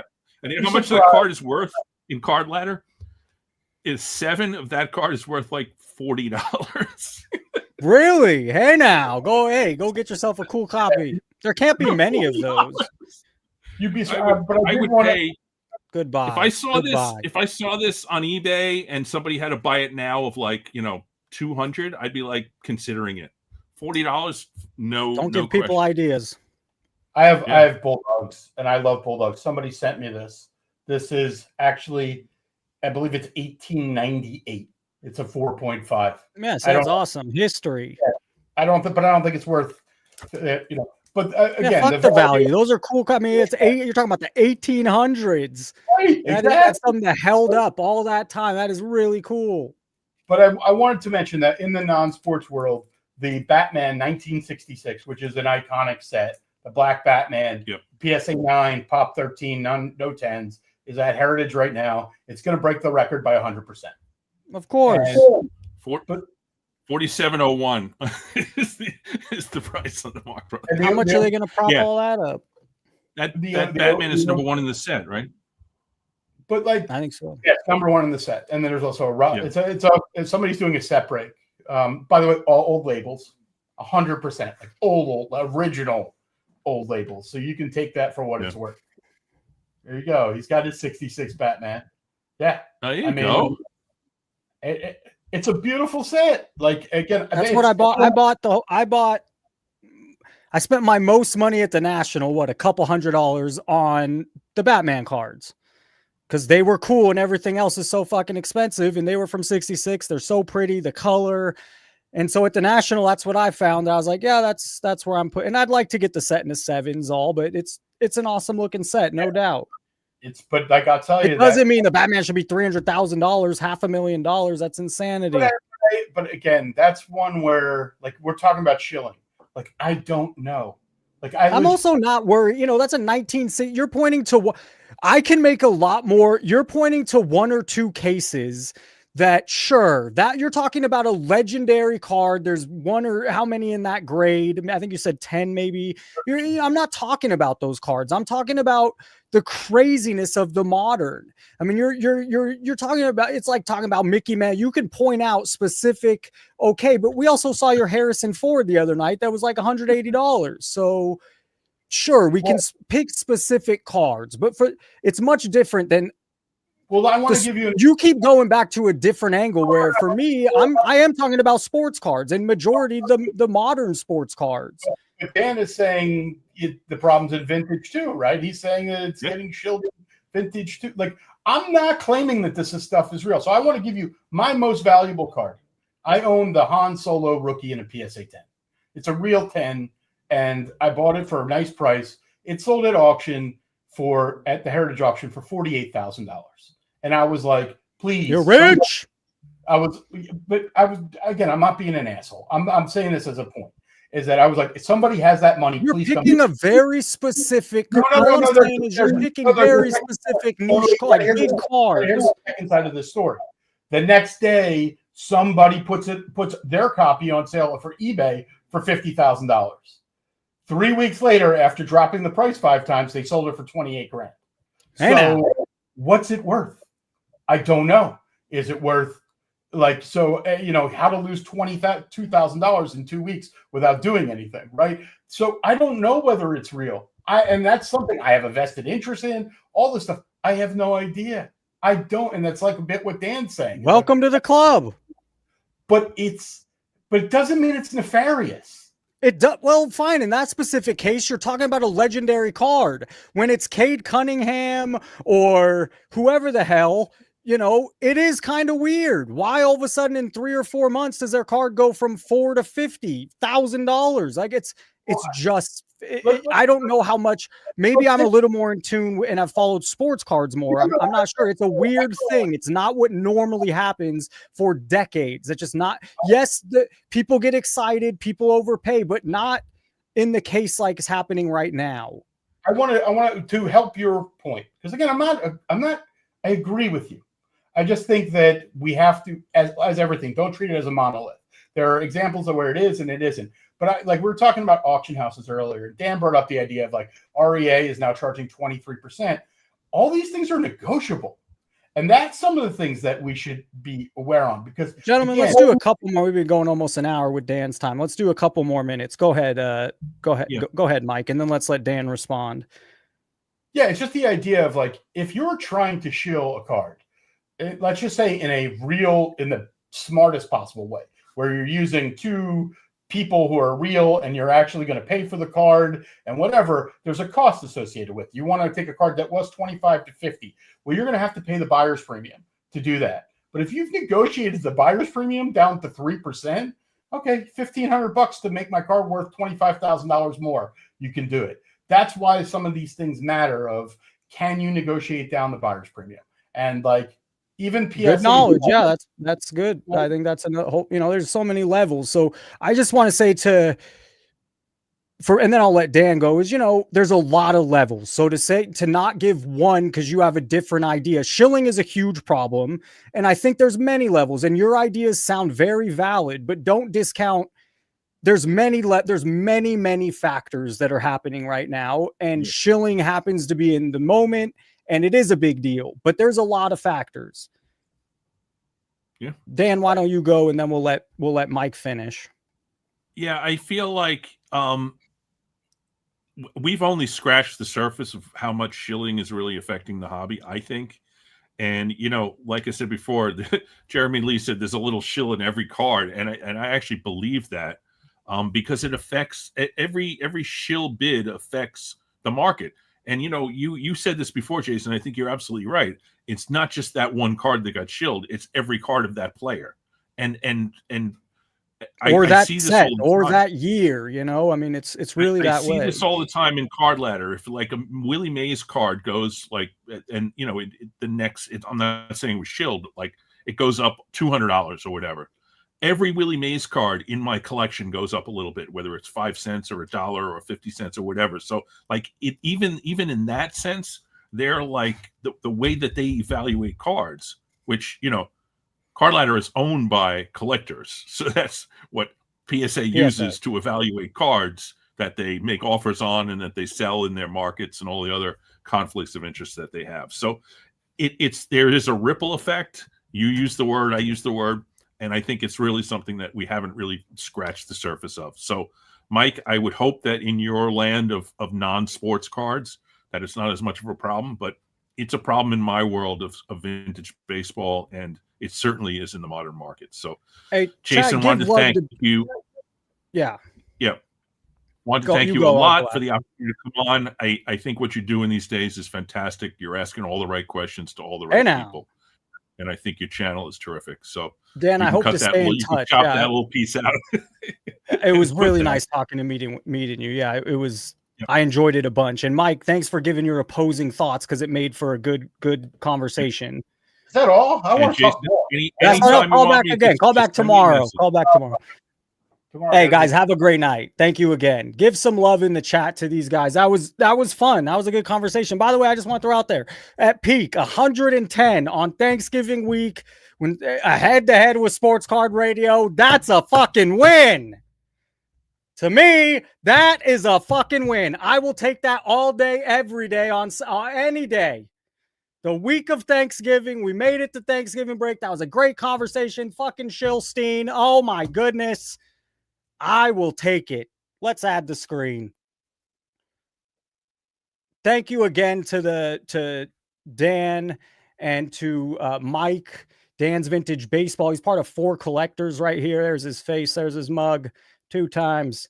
All right. I have a little bit more. We have maybe 20, 30 minutes left to show. I'm going to run through. We have Griffey Watch. We went through Fanatics Collect. This is always fun. Russia and Ukraine ceasefire, 13% chance. So whatever you saw in the news, there's a 13% chance that actually happens. Ukraine agrees to U.S. approved peace plan by Thursday. There's a 4% chance.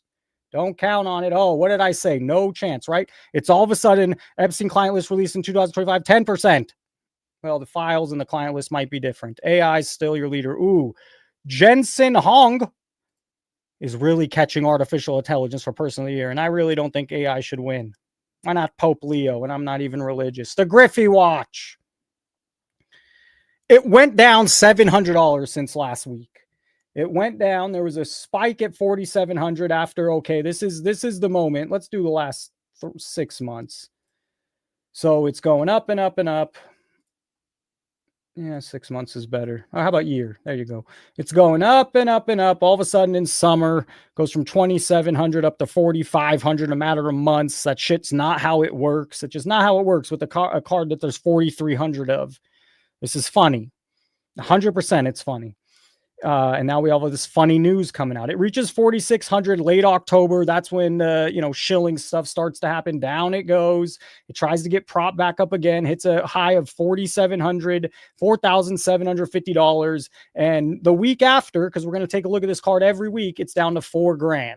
And I would assume it hits below the $4,000 mark in the coming days or weeks. And then it probably will continue to fall. So we'll see, but that's the news. Last week it had spiked back up to 4,750, and we're all the way back down to 4,000. I wanted to look at the Jordan as well. This is a PSA 9. There's 3,000 copies. It lasts over 28,000. That's why these cards right here make no sense. You can go buy yourself a PSA 9 Jordan rookie, or you could get this fucking card.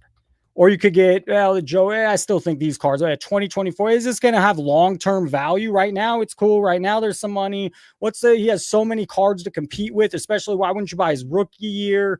What did I want to do? Yeah, it's Cade kind of $54,000, or you could go buy yourself 2 Jordan rookies, PSA 9s for 28. Yeah, you go buy 2 of them. And it did the same thing. I hadn't looked at this. Up, up, up.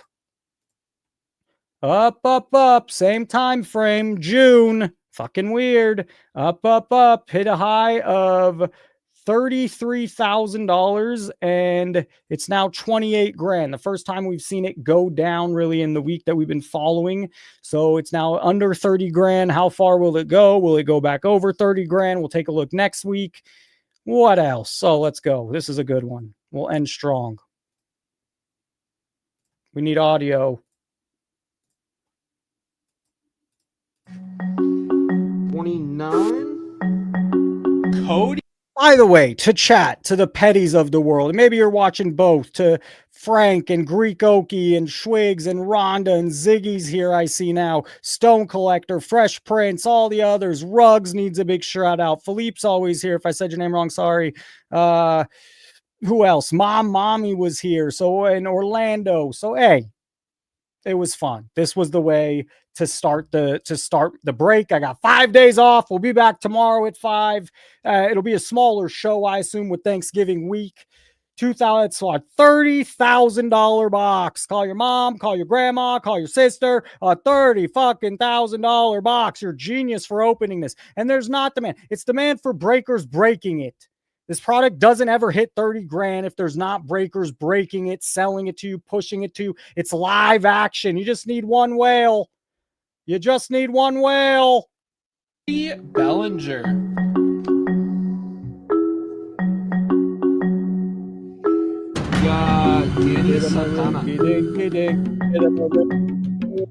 I smell 31. you. Mike Trout.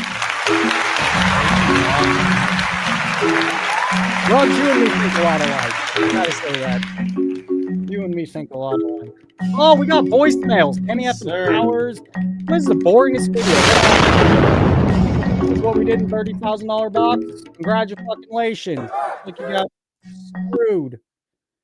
Where's the Otani? I don't know. All these people are hating on it. What do they got to say? Alternative title: How to waste a big chunk of your retirement fund in less than a minute. So nothing. By the way, this is what happens when you show nothing. No one wants to see that. They're only going to show the big hits. People are strange.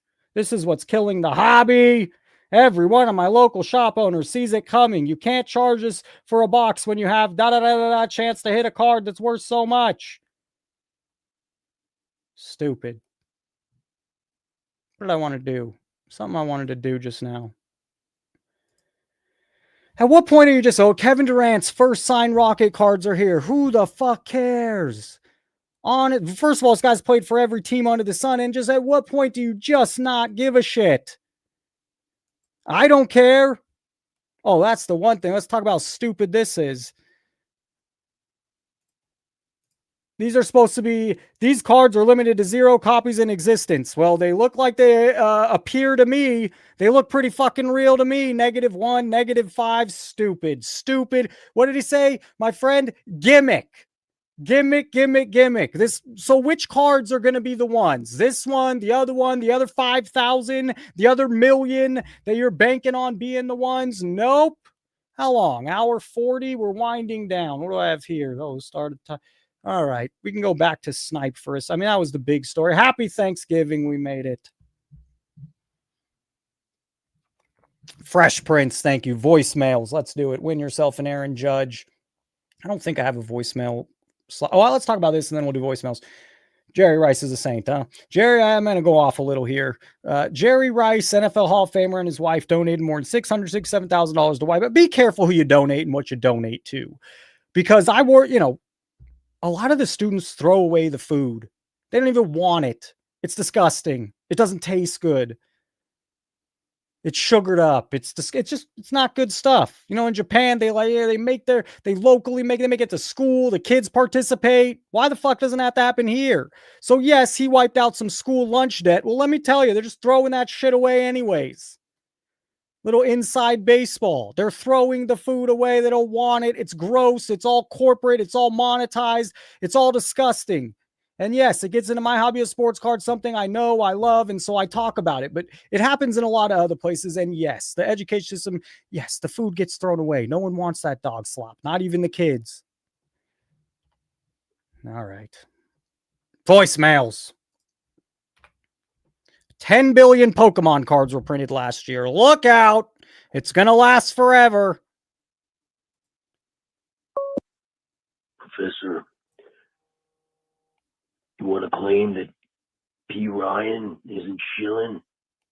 Jeff, he ain't shilling. You got how much chance is that stopping us, keeping the professor off the browser? Finish strong. Finish strong. Macho Man. Prof, good show. I gotta say though, man, I get. Hey now. Let me turn up my audio. I gotta hear. I know it's the volume on these are a little low. You're like all doom and gloom and shit, and everything sucks, Chicken Little. I get it, but I mean, now you're complaining about kids at shows getting free cards. I'm not complaining about kids getting shows free cards. I'm complaining about making content on it to fucking farm kids.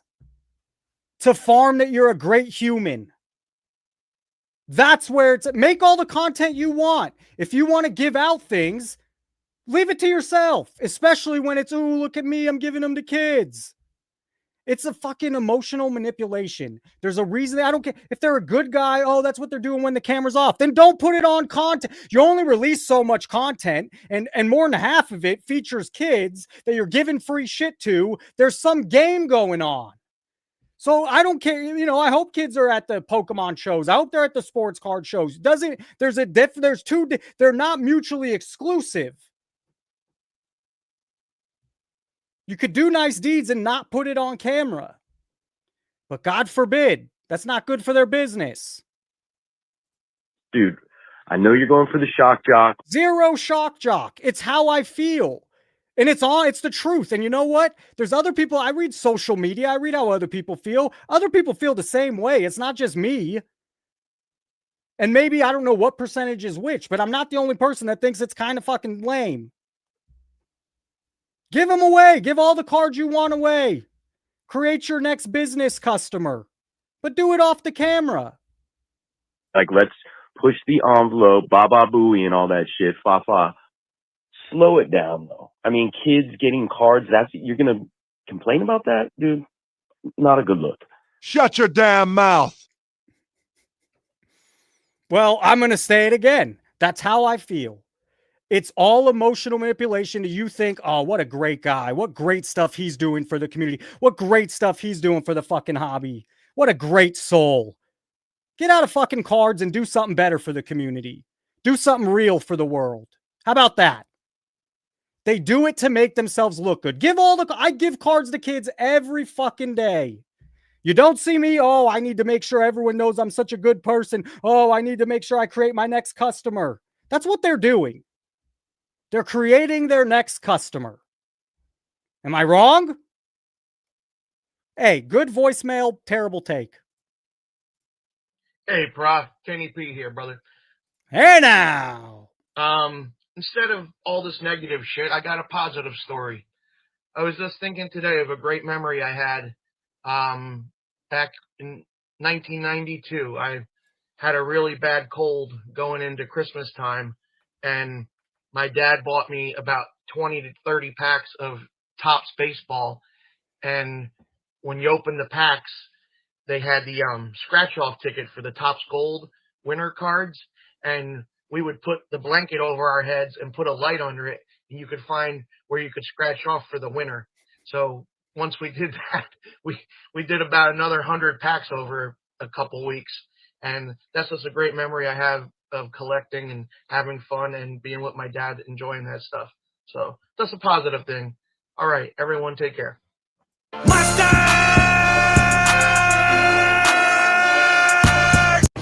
Are you crazy? Are you out of your mind? No, good call, Kenny F. And we'll do one more. We'll wrap it up. We got a whole another 2 hours tomorrow. Happy Thanksgiving. Be with family, be with friends. Don't tune in if you're with family and friends. Of course not now. If you're not traveling, if you're home, let's hang. Tomorrow, I have someone called today, left a 30-second. It's actually Philippe, it looks like. We'll let that go for tomorrow. Kenny Effin has 2 more. He said he really ranted on this one, so I kind of want to hear the rant. Let's wait for the rant tomorrow. We'll do the other both. Kenny Effin has 2 more calls here. He's a great call. One is a huge rant, just a huge rant. Doesn't mean I have a problem with anyone who's, oh yeah, this is going to be a rant. We'll save that for tomorrow. So we did 1:46, hit the like button. It is kind of weird how, the videos get 40, 50 likes. We have 100 people in here right now. It's a little less than that, 73, but we're winding down. At peak today, 110, a little more maybe, at least what I saw. And that's going up on Thanksgiving week. That's going up straight ahead against SCR. I love it. What else? I mean, did I have anything else? I think that's kind of the show. Fanatics Collect, not doing good business, no phone number to even call. I hate their website. What else? Here's Probstein listing again on eBay right away. I can't believe how fast He may, and then there's going to be more about Snipe. This is going to be a recurring story over the next year or two. I think Dan brought up 2 great points on people getting their information taken. And he's right. Normally after that happens, you receive something back saying, hey man, your information was leaked. Well, what did that happen? Then you have, this whole site and all these accounts that were made, Honey Bunny and Card Lover and Charizardy. Oh, good for you, Charizardy. So, yeah, I think we did. Oh, here we go. The man himself. So in terms of it's from 3 years ago. Shill bidding itself, shill bidding exists on every auction house and every platform. Okay. Shill bidding is very difficult. Come on, mommy. I don't know, still a member, was a member, is a member, not a member. I'm not quite sure, but thank you for the $5. Hell yes. Thank you. I feel like there's no way to make sure it's genuine. I fucking appreciate the $5. Hell yes. Hell yes. Going into the week strong, starting break. Hey, I liked not going on Friday for one reason. I was ready. I was hyped. Hey, I haven't seen these guys in a while. We haven't hung out in a while. It's Tuesday. Let's have some fun. Let's talk cards. Let's talk sports. Let's talk bullshit. Let's talk shilling. I thought Mike and Dan did a great job on their call-in. We went a little longer, but they had shit to say, and I really appreciate the time. It was a great call, great conversation. Let's hear what he has to say on shilling, and then we'll wind up. Difficult to fully regulate, because you can have somebody will make up a name. Joe Smith makes a submission, and he can have his friend under a different account, called Call Savage. He's bidding and driving up the price of that item. Now, there's also people. One example, we have the most problem that we have with show bidding is with Trey Young. Right now, it's almost impossible to sell. 3 years ago, everything changes. It was Trey Young then. Today, it's Cade Cunningham. A high dollar raw Trey Young card on eBay. And we're working with eBay on IP addresses to figure out the whole thing. So somebody is playing that market. They are not a direct consignor of ours. And we will take action if we know that a consignor is directly involved. But somebody, and they're actually overseas accounts that are doing it, they are making sure that nothing on Trey Young is going to go off low. And I want you to hear that. There's even 3 years ago, there's people, he's saying, and he's the one in the know, there's people out there that are not going to let it go for low. They're pumping up a fucking market. How? By shilling their shit. You can go do research on some of our Trey Young sales, and you'll be like, oh my God, some of these cards have run 2 or 3 times. So have stricter policies. There are people who, if not their card, but they're going to make sure, I have, I bought 30 or 40 Trey Young. That's another good one. Maybe it's not even your card, but you want to make sure your investment, your cards that you bought. Hello, hey, I'm not accusing, but I'm curious. Shine 150 is doing this. He owns all that. Or I can't prove it, but it sure seems that there's some fishy things going, because he owns all that high-end NBA stuff that's modern, and then he goes ahead and all of a sudden there's a $13 million sale out of nowhere. Why? Well, you got a lot of other stuff in this same market. So if it's not your car, but you have a lot of other in the market, hey, we're pushing it up. Let's make sure my stuff stays up. And that's from the horse's mouth. Silver prisms, and I'm going to make sure that none of them ever go off low. I'm going to be. If it doesn't sell, then it's going to go unpaid. So there are people that are manipulating the market. All right, Jeremy Lee, 3 years ago, some weird stuff being said on Shilling all over the years. Gentlemen, ladies, we did almost 2 hours, hour 51. We started a little early. It's all nonsense. You're absolutely right, Ruggs. It's all fucking nonsense. Buster's here. The mommy, thank you again. Everyone that was here tonight, I enjoyed it. I had a bunch of fun. Times are crazy. Tomorrow, let's focus on a little lighter, a little more fun, a little holiday spirit. We did the news today. I'm not going to do it 2 days in a row. So I enjoyed the hell out of it. Thank you for being here. It's always fun. The video turned out well. Maybe 1 video a week, 2 videos a week. I'll probably release one tomorrow or Friday. I have the next few days off. So anyways, we'll be back tomorrow at 5. John, I've been noticing you all over comment sections of everybody's videos. He's out there. Petty, thanks for being here. Dan, thanks for calling in. Mike, thanks for calling in. Recon Willie. Skullcracker Schwigs is back. Sports Card Queen, as always, thank you for all your help. Ziggy was here for a minute, the wolf shirt guy, and I will see you all tomorrow. A lot of fun. Thank you again.